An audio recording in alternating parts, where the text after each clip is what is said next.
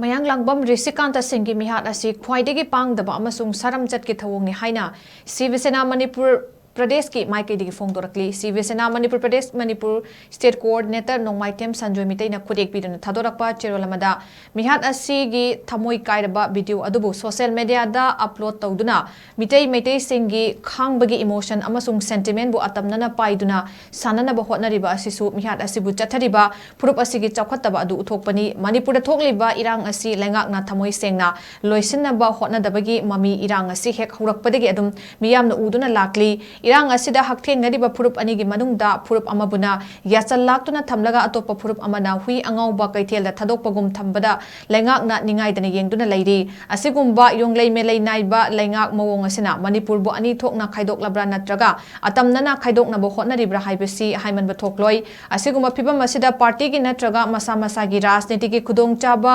launana ba hotnabada election mamangda election gi meeting kayada kha chiktuna miyamda Manipur gi apunba saktamda singnaraklabadi thawai thadokani haina wasakhiba lutingba sing kangkhada lotpa tokpiro miyamna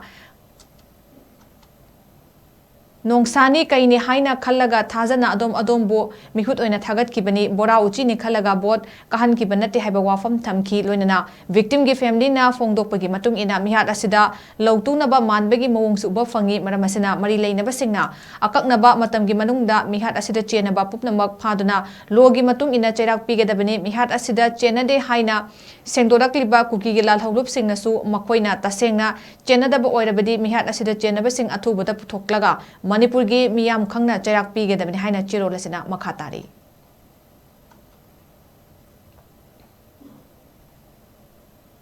Mayanglambam Rishikanta Meehat ki mayokta Kakching District United Club Organization kaduko amadi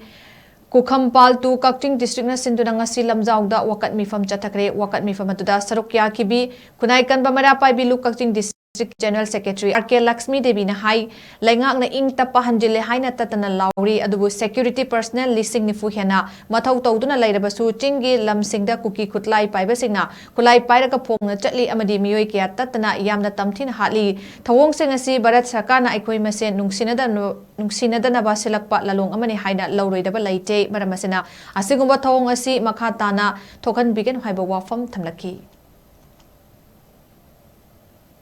Ahingda ekoigi Mayanglam Kakching Khwaidagi Mayanglambam Rishikanta bu Meehat na hatupi bagi damakta ngasigi mifam asi phamjabani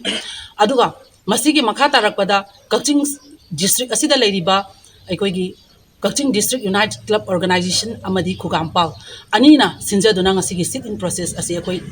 sinjalangjabani masigi makha tarakpada ekoi India government gi mafamda ekoi wafam kayama ekoi haijaningi ngasi irang asi yanare tangdu leitare haibagi kholang mayam amadi India government gi thoklakli aduga makha tarakpo ina ekoi Manipur da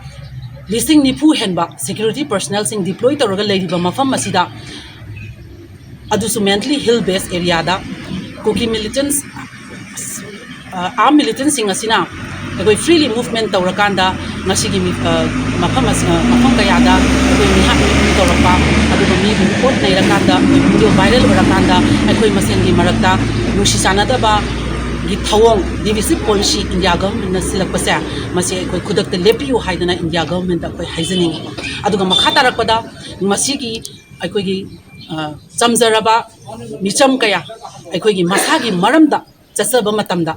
masagi maramda adum asigum khudong thiba ase amo hana thopidana ba aduga mahausa gum ekoi gi tangdu laidaba punsi ado hanjal hanbiu haidana ekoi ngasigi phamjari ba ekoi gi